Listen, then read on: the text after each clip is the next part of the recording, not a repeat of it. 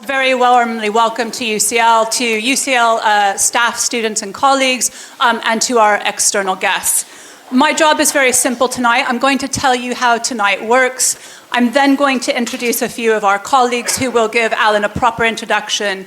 You will then hear from our guest of honor, and we will have an appreciation at the end of Alan's lecture. If you are happy to join us for drinks, we will be over in the Haldane room, and you can follow a few of our colleagues over there. So I'm going to introduce in a moment, or let me introduce now, my colleague, Professor Meg Russell, who is a professor of British and Comparative Politics and the director of UCL's Constitution Unit. She's going to be giving Alan's formal introduction.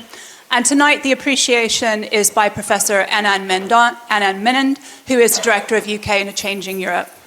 Let me just say that normally during inaugural lectures, there isn't an opportunity for Q&A. This is usually the time the professor just gets to profess and then leave the stage. But as you know, Alan is an expert in democracy and representation. And one of the themes in his talk tonight is what you can do, what is your part. And so he's giving you the opportunity to ask a few questions at the end of the lecture. If there are more questions, or you just want to congratulate Alan, please do join us for a drink. Without further ado, Professor Meg Russell.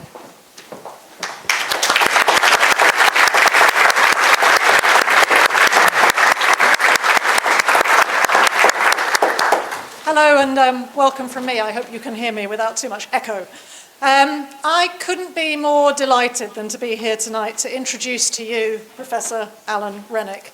It was in this selfsame room 8 years ago at my own inaugural lecture that I was equally delighted to announce that Alan would be joining UCL's Department of Political Science and the Constitution Unit as its Deputy Director. He'd first properly crossed our radar 4 years earlier, in 2011, during the referendum campaign over changing the electoral system. We hosted a major debate in the Bloomsbury Theatre with representatives of the yes and no campaigns, balanced by an expert panel who'd comment on their claims. Alan was one of that panel, and his on-the-spot critique of both sides was wonderfully sharp. Thus starts a fascinating journey in Alan's scholarship, which has encompassed ever-increasing parts of our Constitution. Having started primarily as an electoral systems expert, the 2011 experience clearly tickled Alan's interest in referendums, how to hold them well and how easy it is to hold them badly, and the importance of good quality campaigns and public information. But he didn't stop at referendums. The next UK-wide one was, of course, held on Brexit. So Alan was soon to become a Brexit specialist as well. Shortly before that referendum, he made two pretty remarkable contributions. First, in our earliest formal collaboration with Anand's UK and a Changing Europe, Alan devised a set of public seminars exploring what the constitutional consequences would be of a vote for leave. These were approached seriously with carefully prepared briefing papers, but many, assuming the outcome, saw them as just a bit of fun, an exercise in counterfactuals. Topics like the Northern Ireland border had hardly featured in the referendum campaign, but I remember waking blearily in the early hours of the 24th of June 2016 to suddenly hear commentators quoting from those briefings. In a similar vein, Alan wrote a blog post, The 16 Things You Need to Know About What Will Happen If We Vote to Leave the EU. This soon became our most read ever blog post, outstripping tenfold the nearest competitors. Clearly this was an impressive achievement on Alan's part, but of course also illustrated the dire lack of reliable official information in that referendum and the public thirst for it. After the Brexit referendum, Alan led on two further related unit projects. First, the Independent Commission on Referendums brought together 12 senior figures, at least one of whom I see is here tonight, who held differing political opinions, to make proposals on how we could do referendums better. Second, the Citizens' Assembly on Brexit brought together a representative group of ordinary citizens to deliberate on how to implement the result. It's of course a shame again that the government didn't think to run such an exercise itself. Alan's interest in referendums later took him to the question of Northern Ireland's future, with his leadership of the working group on unification referendums on the island of Ireland. So although he'd probably deny it, Alan's beginning as an electoral systems expert has led him to become a referendums expert, then a Brexit expert, and more recently, a Northern Ireland expert too. That's quite an achievement, even before getting into his expertise in citizens' assemblies, the quality of debate, and public attitudes to democracy, which we're going to hear more about tonight. People present will be aware of some of Alan's other skills. An accomplished flautist, did I say that right? He plays the flute. Runner, an excellent baker of scones, and an absolute stickler for English grammar. Indeed, having conquered Hungarian, a famously difficult language, during his master's degree studies in Budapest, a native speaker once told me that she feared his corrections in Hungarian grammar as well. All around, Alan's a person of high standards and enormous ability. He's also a lovely colleague and person, a person fundamentally driven by a desire to make politics better. Like all of us at the Constitution Unit, he sees politics as much more than just a fascinating subject worthy of academic study. It's a crucial process for taking societal decisions that requires support, including from its citizens. His work's often well ahead of the curve, finding workable answers in our democracy before policymakers are even properly articulating the questions. But he also engages closely with those policymakers in both framing the questions and communicating their answers. That's hard, but Alan does it. And as well as helping drive the unit's impact work, Alan leads for the department on impact, including being the charismatic host and organiser of the department's Uncovering Politics podcast. And he's also a very popular teacher. So thank you, Alan, for everything you've already done for the Constitution Unit, for the department, for your students, and for the policy world. While you can maybe slow down a bit now, you have made it. You're a UCL professor. We do look forward to hearing much, much more from you, starting with this lecture tonight. So after Meg's very kind introduction there, I think I should engage in a little bit of expectations management. I don't actually know the answer to this question. Indeed, even if I did know the answer, I wouldn't be able to explain it in the time that's available to me this evening, because democracy is complex. There is no simple fix.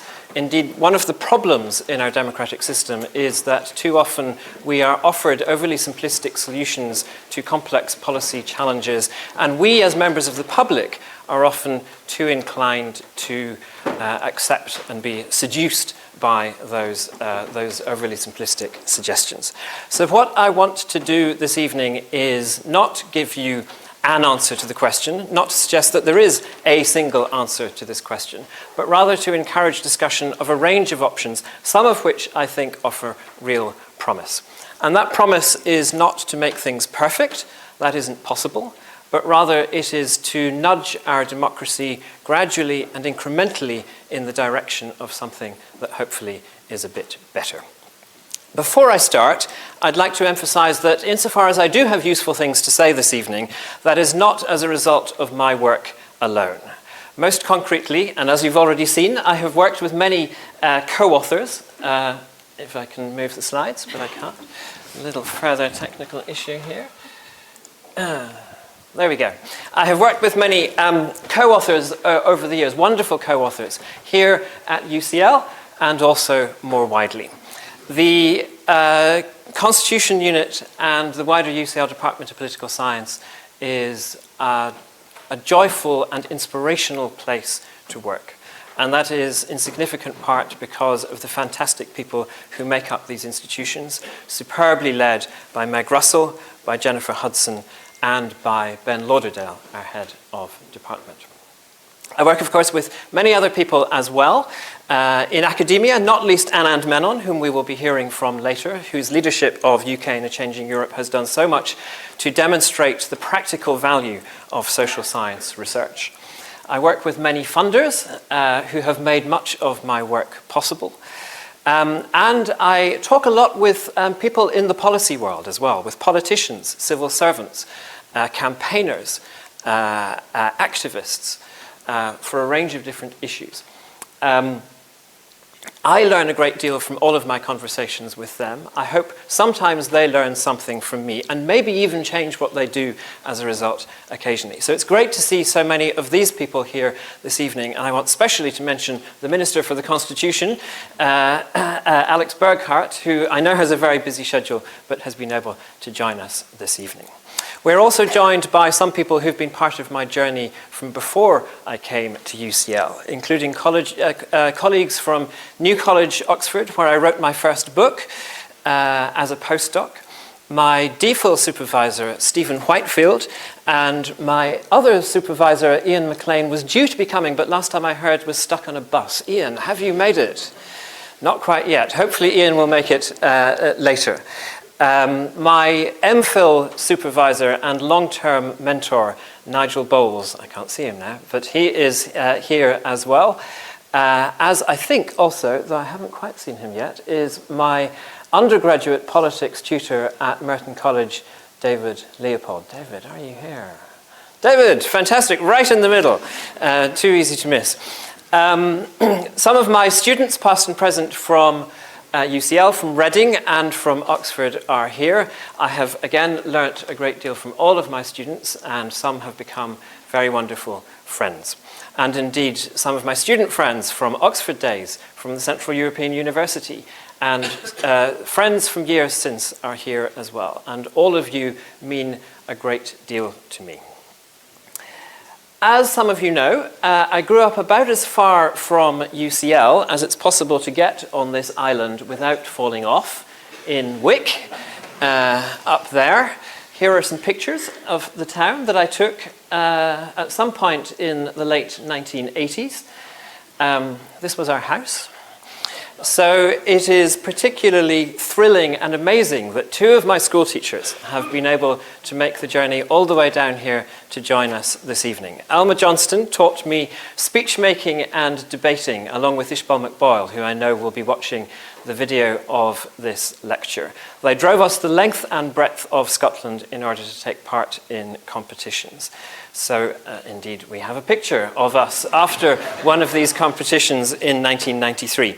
So what Alma taught me is feeding very directly into precisely what I'm doing this evening. And Leslie Gunn taught me English, perhaps responsible for that English grammar sticklerism, but also taught me to always seek to write with clarity and truth, and always to try to see deeper.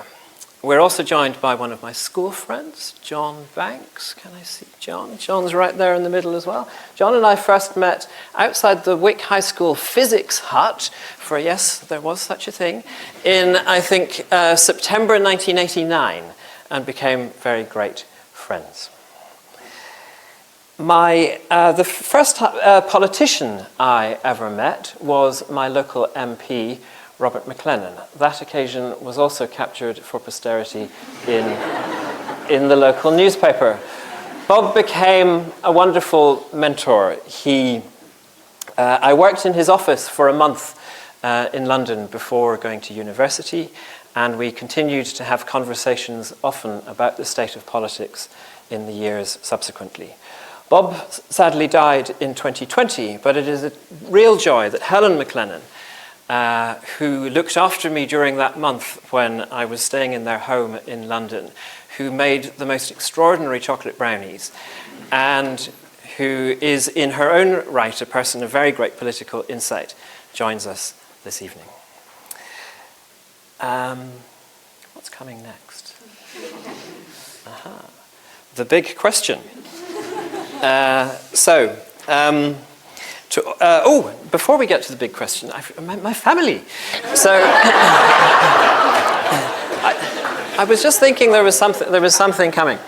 So members of my family have made it too. The Sussex Renwicks, who are my third, fourth, and fifth cousins, are out in force, and my parents also have made it down from Scotland. They will deny any responsibility for my interest in politics, but they provided stability and a focus on pursuing the common good that remains an example to me. To all of the people I have just mentioned, I say thank you. An inaugural lecture is kind of set up as a celebration of one person, but becoming a professor is never an achievement of one person. So it's wonderful to be able to share this occasion with all of you and to say that all of you are up here on this stage too. Creating a professor, creating a person is a collective endeavour. And so, of course, is creating a well-functioning democracy. Now we get to the question. So how can we fix our democracy? How can we fix our democracy? We're all in this. We all have a part to play. And I'll be returning to that theme at the end of the lecture. So how should we approach this question? Well, it's easier to fix a problem if you know what the problem is. So we should start by asking what's wrong, if anything, with our democracy now. And then the question of how to fix a problem always has two elements. What are the potential solutions and how can we feasibly get there? Academics don't always worry too much about the last of those questions. Sometimes we focus on ideals, and that's great. But at the Constitution Unit, we tend to look at solutions that might be feasible in the short or medium term, and so that's what I'll be doing here. And in doing so, I'll be drawing on several strands of my research over the last couple of decades. So my early work focused on the strengths and weaknesses of different electoral systems and on why electoral reform does or more often does not happen. At the Constitution Unit, I've been working with colleagues, as Meg said, on the role and conduct of referendums and at the question of how we might be able to improve the quality of information and discourse in election and referendum campaigns. Recently, we've been doing a lot of work exploring what deliberative processes such as citizens' assemblies might be able to do to reinvigorate our democratic processes. And at the moment, and partly overlapping with that, we're looking at public attitudes to democracy in the UK.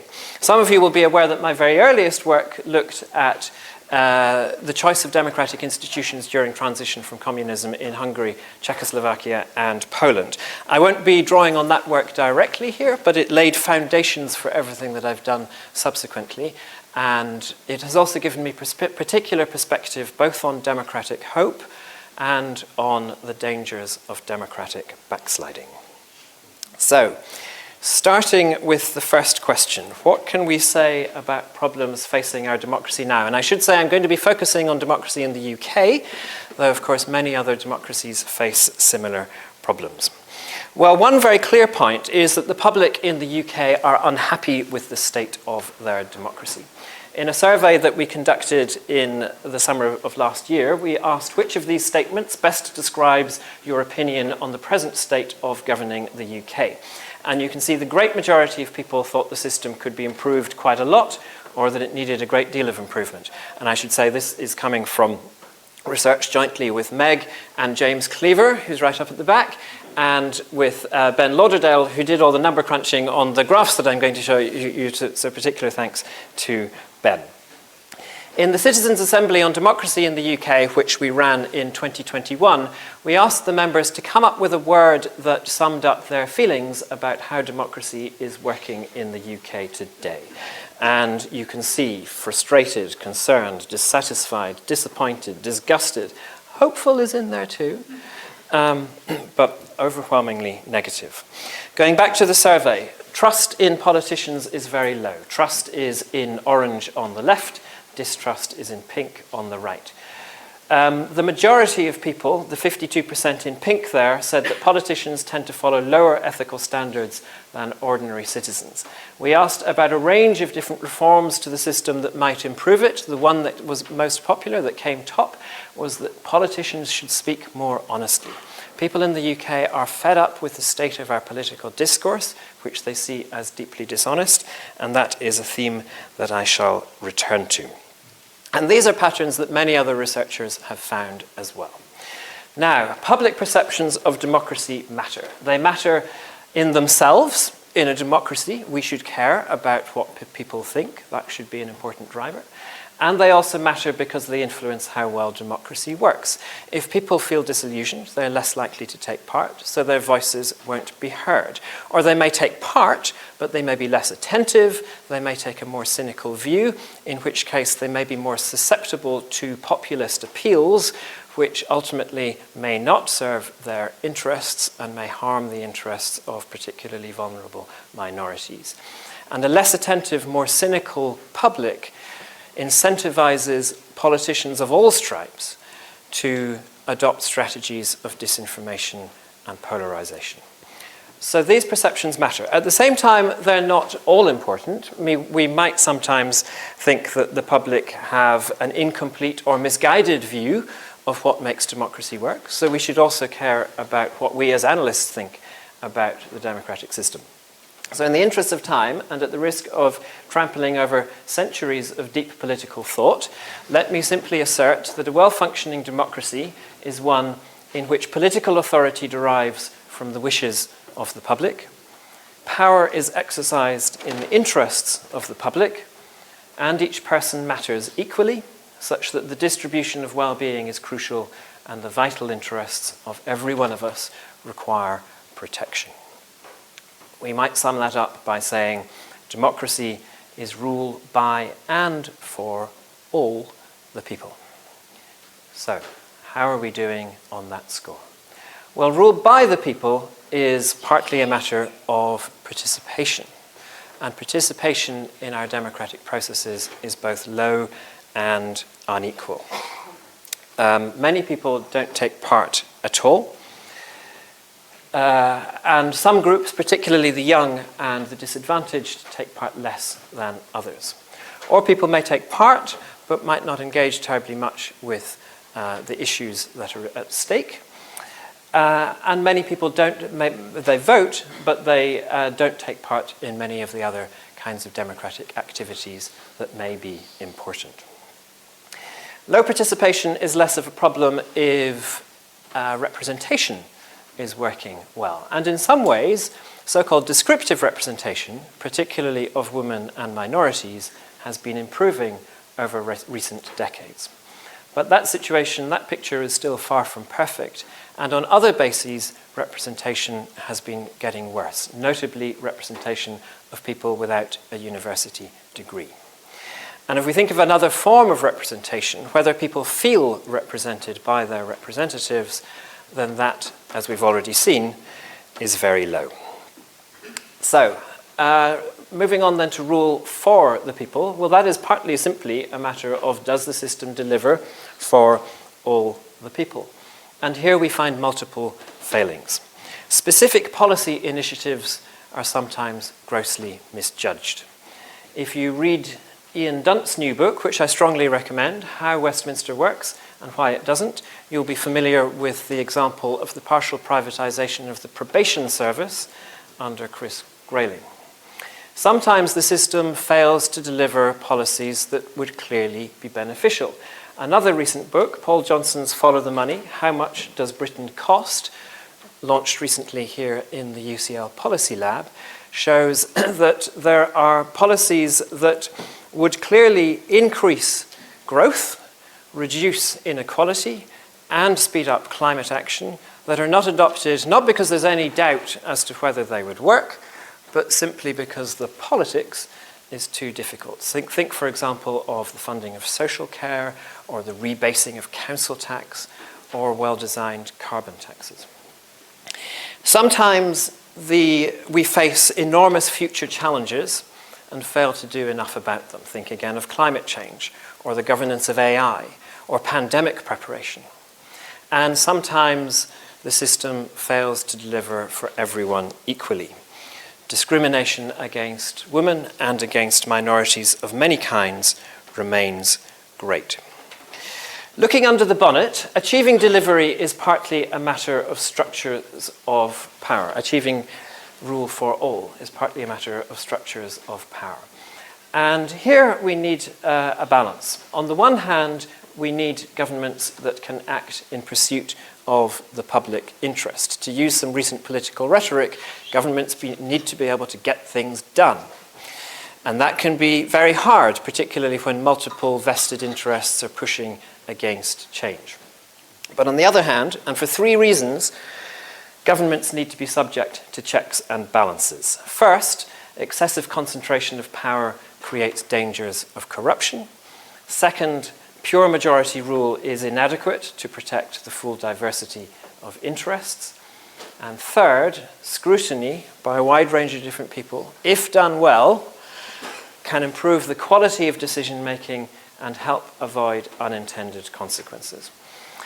So a balance between these things is needed, but most experts would say that at the moment in the UK, that balance is too skewed in the direction of government power rather than checks and balances, and that has become worse over recent years, particularly under Johnson and Truss. So, rule for all the people is partly a matter of structures, and crucially it's also about discourses of politics. The political system is only likely to deliver in the long term for all the people if decision-making is informed and considered.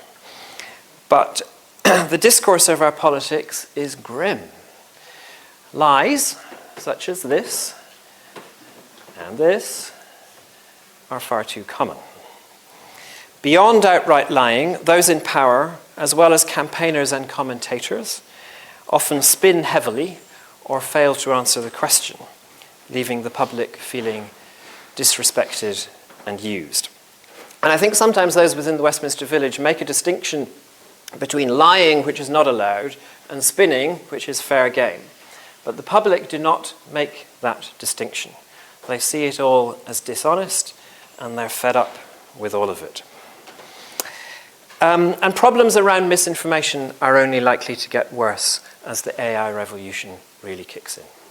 Now, to be clear, politicians often spin or fudge in pursuit of noble causes. Indeed, many politicians feel trapped. They have to dissemble or spin in order to win the power that they need in order to do good and important things that they believe in. So the problem here is about the system. It's not about individual politicians. Furthermore, another problem of our discourse at present is that those who seek elected office are often subject to wholly unreasonable levels of public abuse.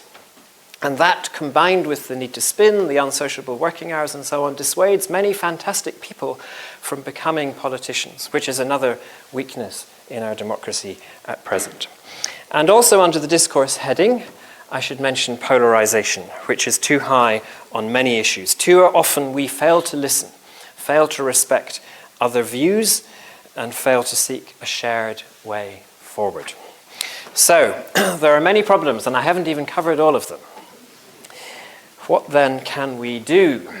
Well, I'm trying to cover quite a lot of territory in this lecture, as you might have noticed, but I can't cover everything. So clearly, not all the causes of democratic ills lie within the democratic system itself. Social inequality feeds democratic inequality and polarization. So tackling social inequality is an important part of strengthening our democracy. People will be more likely to become disillusioned with politics if politics fails to deliver. So delivering on economic growth, on better public services, on all the other things that people care about, that matters too. Though remember, as I've already suggested, a healthier democracy is more likely to deliver effectively on policy. So it does go both ways.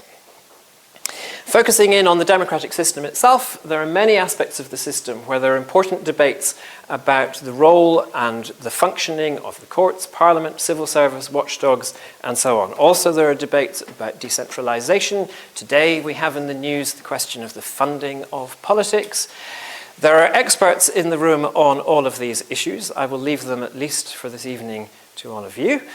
And I'll focus instead on two areas where I have done research. Firstly, electoral reform, and second, improving information and discourse in politics. And in doing so, I'll also be addressing the third question that I had at the beginning about feasibility. And I'd like to make two general points about that before I go into the specifics of the particular potential solutions. The first comes from my first book, The Politics of Electoral Reform, and it is that all paths to reform run through politicians, and furthermore, politicians' personal interests are more at stake when it comes to democratic reform than in any other policy area. That is not to say that public opinion doesn't matter on these things. Actually, that it does was an important element of the argument in the book. It does not mean that politicians don't care about our democratic system. They do. Most of them are good people. But nevertheless, the more politicians see that a particular reform would be harmful to their interests, the less likely is that reform to take place. The second insight comes, at least to me, from a book by Wolfgang Streeck and Kathleen Thielen called Beyond Continuity, and it is quite simply that institutions change gradually. They identify various different mechanisms of change, they call them layering and conversion and various other things, but the overall picture is that institutional change is incremental. So these are two important points that I will be returning to. Okay then, let's move to electoral reform as the first possible solution here. So several prominent commentators see the replacement of first past the post with a proportional system as the core reform that our democracy needs. And public opinion seems also to have moved in favour of electoral reform. We asked a question about this in our survey, and at least among the people with a view, a clear majority favoured electoral reform, and that fits with evidence from the British Social Attitudes Survey and elsewhere. So the argument goes, against first past the post, goes that it generates unfair disproportionalities in representation. It incentivizes parties to focus on swing voters in marginal seats to the detriment of everywhere and everyone else. It disincentivizes voters in safe seats to turn out. It leads to concentration of power. It fuels polarization by maintaining two-party competition. And it encourages a culture of winner-takes-all politics rather than a culture of cooperation and compromise. That's a pretty severe charge sheet. It covers most of the problems with democracy that I talked about earlier. And there is much in every one of these points. However, we shouldn't oversimplify. First, there's a trade-off, often, between representation and accountability. PR allows fairer and broader representation. Accountability tends to produce single-party majorities, which makes it easier for voters, as the saying goes, to throw the rascals out. And both of these things, representation and accountability, matter to voters in the UK. We asked about people's views on what it's important for a voting system to do. The thing that came top was give each party its fair share of seats in Parliament based on how many votes it got. We also asked about what are the most important features of a democracy. And here at the top, some of you might be able to read this, if those in power do a poor job, they can be voted out. Representation and accountability. So you could introduce a proportional system and it would clearly bring benefits in some ways in terms of representation, but if voters perceived that their ability to determine who is in government they perceived that as having been impaired, then that could cause difficulties. What of the argument that first past the post leads to concentration power, polarization, winner-takes-all politics? Well, it often feels like that, and has done in recent years. But if there are only two political parties, each of those parties needs in itself to be a broad coalition, as we see in practice. Many points of view are included. And one of the most famous theories of political science is median voter theorem, which says that if you've got two parties, then those parties will tend to locate themselves in the centre ground because that's where they maximize their vote. Think, for example, of Blair or Cameron or Starmer, or even Johnson in his economic centrism. Now, there are flaws with median voter theorem. It is too simple. Sometimes parties are captured by zealots, and sometimes it is the optimal strategy for a party to differentiate itself from others. But the case that first past the post is the source of polarization and winner-takes-all politics is not a slam dunk. Now, to be clear, my point here is not to argue against proportional representation. It might well be that that would turn out to be the best system. Rather, my point is that it's no panacea. It might make things a bit better, but that is all. What about the practicability of electoral reform? Well, we've seen that public support for PR has risen. There's certainly very strong support in the grassroots of the Labour movement, but the Labour and Conservative leaderships are in opposition. Reformers would like a hung parliament, but the bargaining power of the Lib Dems in a hung parliament is going to be pretty weak. They might get a referendum, but as we saw with the 2011 AV referendum, such a vote might well be lost. All in all, then, it seems to me that concentrating your reforming efforts on electoral reform is not especially wise. So, turning to the second option, improving information and discourse, and particularly this question, how can we improve the quality of information and discourse in and about politics? And let me first emphasize again just how important this is. As we've seen, poor quality discourse is one of the core problems of our democracy today. It hinders effective governance, it turns people off from participating, it distances people from their representatives, and people are just fed up with it. So tackling this is really fundamental. Well, a simple solution, if misinformation is the problem, then a simple solution might be, well, ban it. Ban and punish instances of misinformation. And a few years ago, with Michela Palese, who I saw earlier, I did some research on the democratic polity that has gone furthest in this direction, namely South Australia, and we found that it did actually work pretty well there. The system was perceived as legitimate, and it did catch and stop some instances of misinformation from campaigners. But we also concluded that it didn't achieve much in South Australia, and any attempt to introduce it in the UK would be very dangerous. The first problem is that to be compatible with free speech, it would be possible to ban only blatantly false statements. But most dishonest statements are not blatantly false. They're only misleading. And if you introduce a system that promises to deal with misinformation but then lets a great deal through, then you risk making things worse rather than better. The second problem is that populists have learned the power of the blatant lie. Complaints about the lie only focus attention on the populist's chosen narrative, and if any establishment body tries to move against them, they scream blue murder. So it may be there's some scope to do something on the margins with banning and punishing misinformation, but it's not going to get us very far. We need to, we need other approaches, and I'd like to suggest three particular approaches coming from my research. First, we need to ensure access to high-quality information. Now, various bodies are actually already working on this. The social media companies have upped their game. The Electoral Commission has greatly increased the amount of information it provides at election times. A range of volunteer groups are doing great work.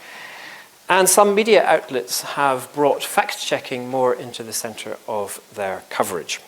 But all of this needs to happen much more, and the need for concerted action will grow as AI develops further. Many of us can take steps to help here, and I'll return to that at the end, but government support is also needed. And let me make just two suggestions for what might happen here. So first, as we've seen in recent weeks and months, we need better protection of the independence in both financial and governance terms of public service broadcasters such as the BBC and of regulators such as Ofcom and the Electoral Commission so that they can play their roles fearlessly. Second, Michaela and I, in our report, proposed the creation of something we called a democracy information hub, a kind of portal where you can find information on elections and candidates and parties and policies and issues and political processes. High quality, reliable, and easily accessible information. You can go there, you can start exploring around, find all sorts of things you didn't even know you wanted to know. So a place where people can find good quality information. So that's first. Second, we need much better education about politics, media literacy, and evidence-based reasoning. Politicians, campaigners, journalists speak dishonestly because it works for them, because we are more likely to vote for them, or back their cause, or click on their story, if they say what we want to hear, or they make big and brash claims. We can't tackle dishonesty without reducing the incentive to engage in it, without reducing the demand for it. And that requires us, all of us, to be more aware of what we're consuming, to be able to evaluate it, and to know how to base that evaluation on evidence and reasoning rather than prejudice and presupposition. We all have responsibilities here, but education about these matters is crucial too, in schools and also beyond. And then third, we need to foster a more deliberative democracy. Now that is a term that some of you are very familiar with and others rather less so. What I mean by it is the idea or ideal that decisions should be based in deliberations that all can participate or at least be represented in equally, that are informed, open-minded, and thoughtful, and that seek outcomes that as many as possible can acknowledge as fair and reasonable. This should be happening in Parliament among our elected representatives, but Parliament, particularly the House of Commons, alas, often falls short. And part of the reason for that, sadly, is inherent in any body containing people who are elected and who want re-election. If you're elected on a manifesto, then you're somewhat beholden to that manifesto. You can't simply be entirely open-minded and allow yourself to be swayed by whatever you hear. If you want re-election, you can't simply go through the deliberative process, work out what you think is best, and vote for that without any regard to what your electorate think. So election and the desire for re-election are antithetical to deliberation in the full sense. Now that's led a few people to suggest that we should do away with elected institutions and replace them with representative bodies of citizens chosen by lot so that they are not susceptible to that accountability trap. Selection by lot, much as for jury service, can indeed ensure a genuinely representative, really genuinely representative sample of the population take part. And with support from professional facilitators, they can engage in fantastically high quality deliberation. We know that because it's now been done many times in many countries. I've already mentioned citizens' assemblies. So these are fairly small bodies of people who are very carefully selected by lot to ensure that they're representative of the population. They're given a particular policy question to address. They typically meet over a number of weekends. They discuss among themselves. They hear from experts. They deliberate, weigh up the options, and come to a recommendation at the end. Now, we in the Constitution Unit have run 2 such citizens' assemblies. First, the Citizens' Assembly on Brexit in 2017.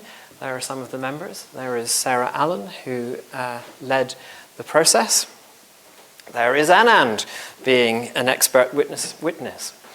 And then second, in 2021, as I've said, we held the Citizens' Assembly on Democracy, which took place online because of COVID. We know from these and many other examples that such assemblies are highly effective in themselves. But the idea that bodies such as citizens' assemblies could replace parliaments has, it seems to me, 2 problems. First, it hits hard against the practicability constraint. Politicians are not going to vote to abolish their own jobs. Second, it's not clear that it's a good idea anyway. Citizens' assemblies are still relatively new. We need to do experimentation, gradually building up our understanding of what they're good for, what maybe they're not so good for. But most fundamentally, accountability is essential to democratic representation. Without it, the system becomes too susceptible to corruption by the powerful. So, elections are antithetical to deliberation, but essential to ensuring that the public at large can keep the system in check. Selection by lot removes accountability, but creates space for deliberation. The solution is to retain our elected institutions, but combine them with deliberative institutions chosen by lot, to seek the best of both worlds, to do what Streeck and Thelen in that book that I mentioned refer to as the layering of new institutions upon old. So how might we do that? Well, here we want to get creative. There are a whole range of different ways in which citizens' assemblies and other similar processes could be used in our democratic process. Governments could use them to frame the terms of national debate on important issues. This happened in Ireland on same-sex marriage and on abortion and worked very well. We could do it in the UK on social care maybe, or the future of the BBC, or assisted dying. There are many potential topics. Citizens' assemblies or smaller citizens' juries could be used as part of the regular legislative process. In that book by Ian Dunt that I plugged earlier, he recommends this. And the Scottish Parliament have been doing much to build capacity for doing this kind of thing. Assemblies are increasingly being used at local level to examine tricky issues, often with great success. And then we can get more creative and do things that haven't been done so much before. So I think citizens' assemblies could be used during election and referendum campaigns. So it's really important to have expert fact-checking going on, but alongside that, in order to build legitimacy and a sense of popular participation, we could have citizens' assemblies providing a citizen's view on the strengths and weaknesses of the arguments, saying what members want more information on, saying where they think they're being fed untruths or half-truths. This has happened in a very small way in Oregon. I think we could be really innovative and do exciting things here in order to improve our election campaigns. Another idea comes from the recent Brown Commission on the future of the UK, that citizens' assemblies or citizens' juries could be used to strengthen the protection of ethical standards in public life. This is an idea that I find rather interesting. I think it deserves further exploration. And there are many other things that we could imagine. Perhaps, for example, we could use these kinds of processes to help ensure both independence and accountability for bodies such as the BBC. In short, there are many ways in which we could bring public deliberative processes into our democratic system in ways that would not weaken the existing institutions, but could deepen participation, representation, and the quality of discourse, and could thereby help politicians do their jobs better. But are these various solutions that I've been offering here, so 3 solutions that I've been talking about, are they practicable? Well, I think the answer actually is yes. First of all, some of the changes that I've been suggesting don't actually need to involve politicians. So the media, the Electoral Commission, other bodies have their bit to do. Second, these changes can be introduced incrementally, gradually building confidence as well as understanding in what works well.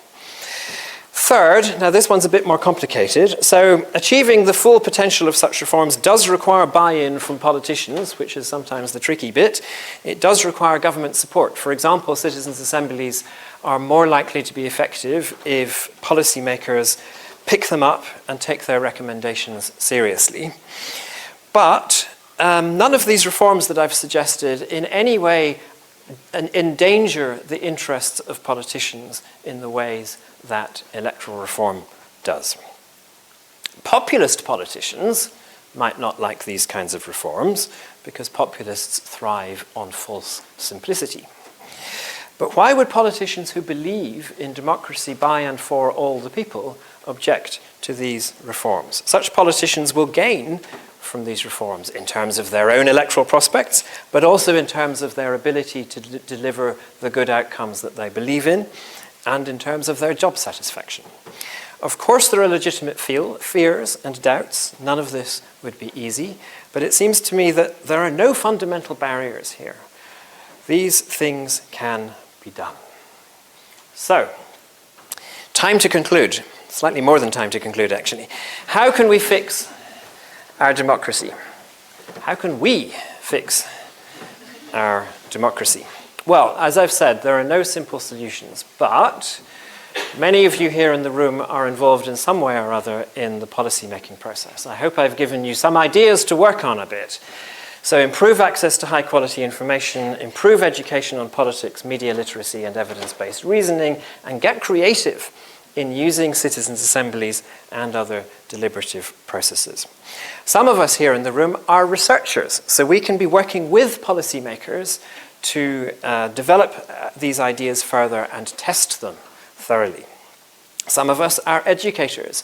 In our own practice, we can be thinking, are we always encouraging our students to question their own assumptions, to remain open to other viewpoints, and to base conclusions on evidence?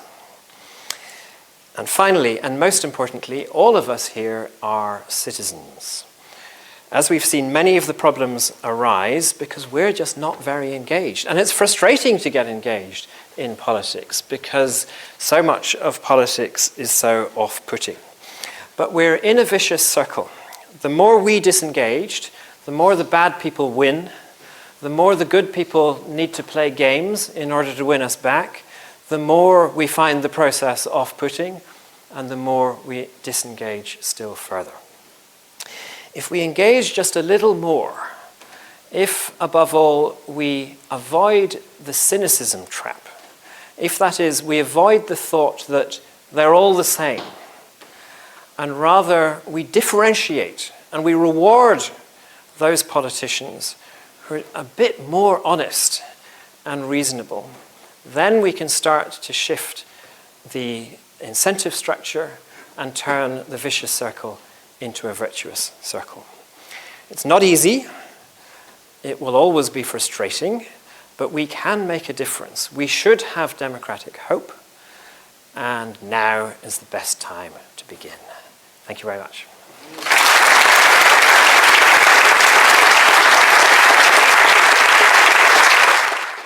Keep clapping. I can't work it.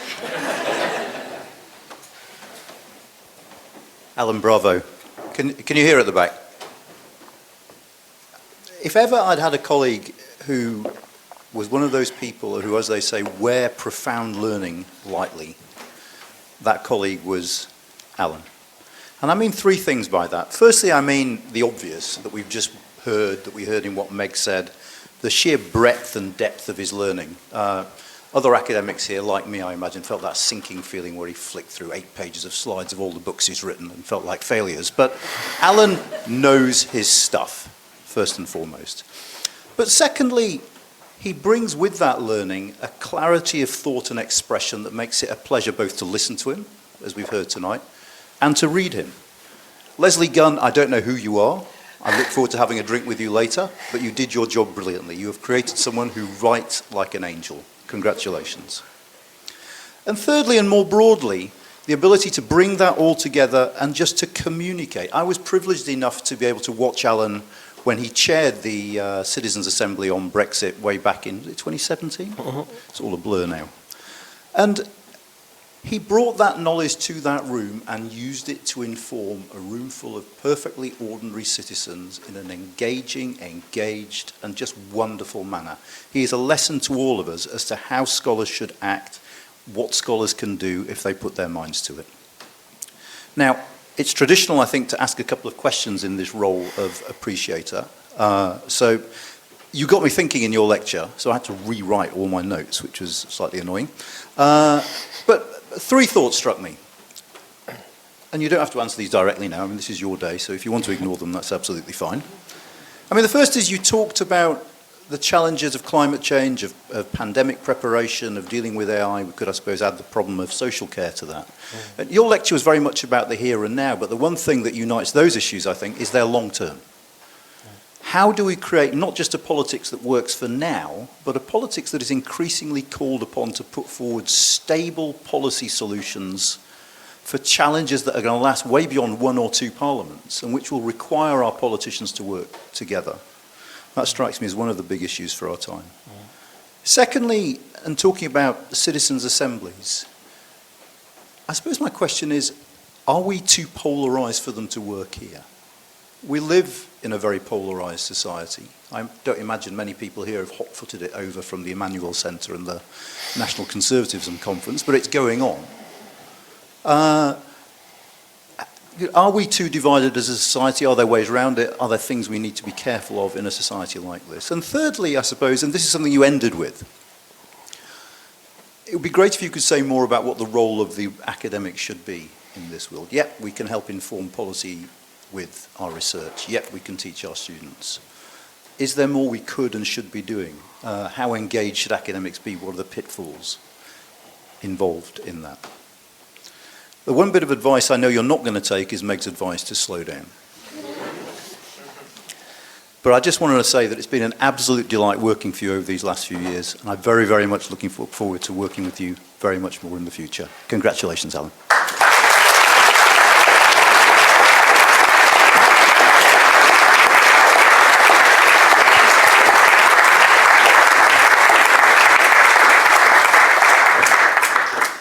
Why don't you pick 1 or 2 or all 3? Pick your favourite and have a go.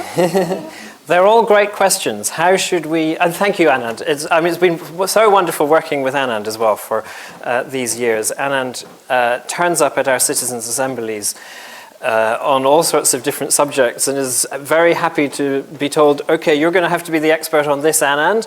And off he goes, and he delivers the most fantastic talk that regular members of the public can really engage with, and that is a skill that very few academics have. So at the end there, you talked about the role of the academic. Few of us are capable of performing the role that Anand has performed so well over many years now. So thank you.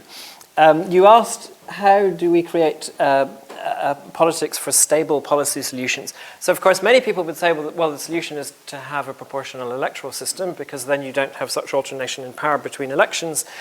That may be a partial solution, but of course it is also the case that sometimes you just get alternation in power between different coalitions and you don't really get listening across the divide in the way that people hope that a proportional system would do. So I think that might be part of the solution, but we have to go deeper as well. And we have to encourage a discourse of politics that is more focused on the long term.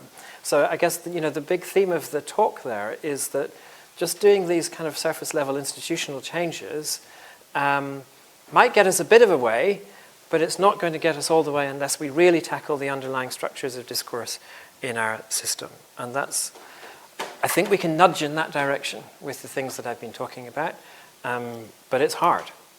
Are we too polarised for citizens' assemblies? No. We did one on Brexit in 2017. So within themselves, citizens' assemblies can overcome polarisation.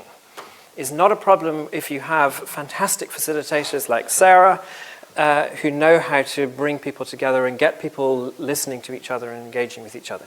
The hard part with citizens' assemblies is always, okay, they do their great thing, then the recommendations emerge into the wider political world, and if that world is very polarised, then people won't listen. So I think initially, as you're building this up, you need to choose topics where there isn't polarisation, because then the broader political system will be more receptive. So issues where politicians know they have to do something, but they're not very clear on what they should do. They know there are political costs attached to any possible policy solution. That's the kind of issue where citizens' assemblies might very well be tested out early on. What's the role of the academic? How engaged should we be? It seems to me the fundamental condition for an academic life that we cannot compromise on is that we must always remain in a state of doubt. We must always think that we might be wrong.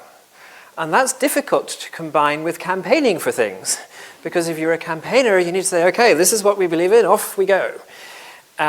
So there is a tension there. But I think, we can engage a great deal, and it's fantastic, as I said, to see many politicians and civil servants and campaigners and practitioners here in the room. So we do engage with people, but we also have to be careful of the divide, and we can't turn into campaigners. Thank you, Alan. I think we have 5 minutes, so I'm going to take 3 questions, and this feels like a little bit of a lottery. Who would like to ask Professor Alan Renwick a question? This young lady here was first off. Hello. I think you can hear me. Hello. Hi, Helen Thomas.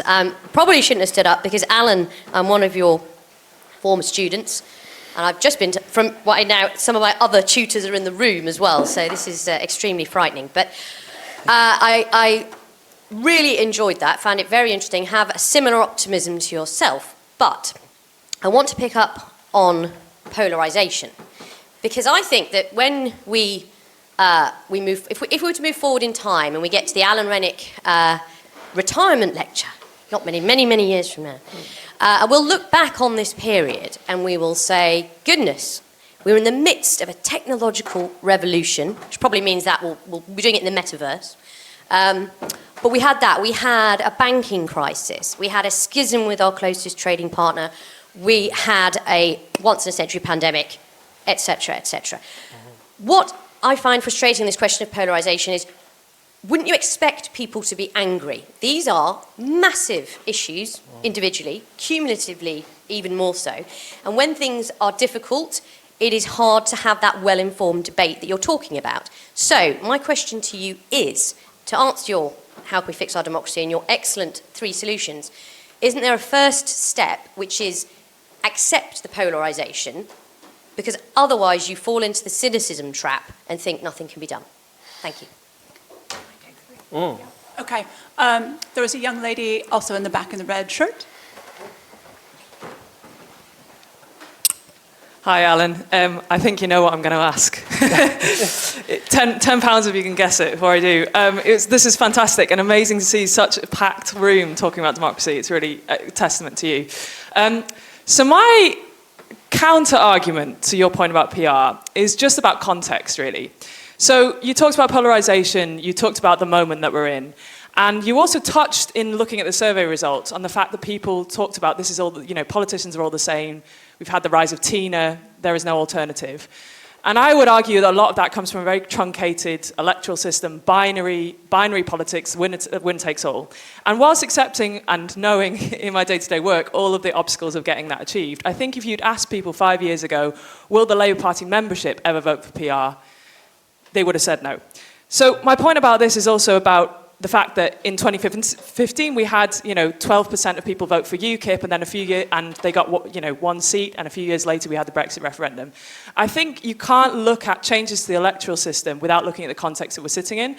And my argument for PR would be that it's a huge shake-up which would nudge politicians out of their complacency right now, and would be something about do something for polarisation and maybe people's engagement with politics.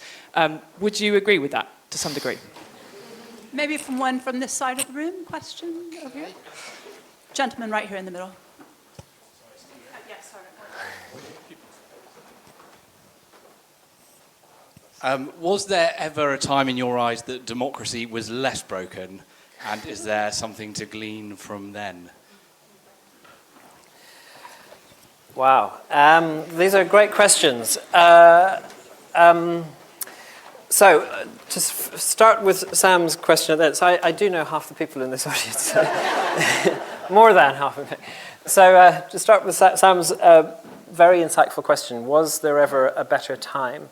So, if you look at evidence on public opinion over time, then people have always been very disillusioned with how politics operates, and there's always been a sense that politics is a bit rubbish. But I think the intensity of that probably has increased in recent years, and it has also become more salient to how politics actually works. If you go back to the 1950s and you look at mass observation evidence from these people who asked participants to keep diaries of what they were thinking, and if you look at that from the 1950s, people were scathing about politicians back there then as well. But it somehow didn't kind of affect how politics worked. Politics was its own world in which the elite got on with what the elite did, and the masses knew their place. That is no longer the case, for good. That has changed. But it means that these problems with our democracy and perceptions of problems in our democracy now matter more. So I think we should care more than we have in the past, even though it has always been the case that democracy, as Meg has argued in some of her work, is just always going to be pretty dissatisfying in many ways. Francis challenges me on PR, and yes, I mean, yeah. So I'm not, as I tried to say, I'm not arguing against PR.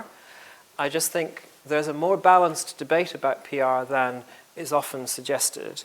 You suggested that we need it in order to shake things up, in order to give the politicians a bit of a push out of their complacency.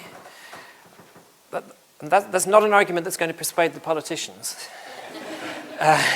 So engaging with this difficulty around how we might get there, if that is a desirable outcome, I think is really important. But I mean, Francis, we should say, is one of the best people in the country for thinking about how to campaign for democratic reform. So do talk with Francis over the drinks afterwards if you want.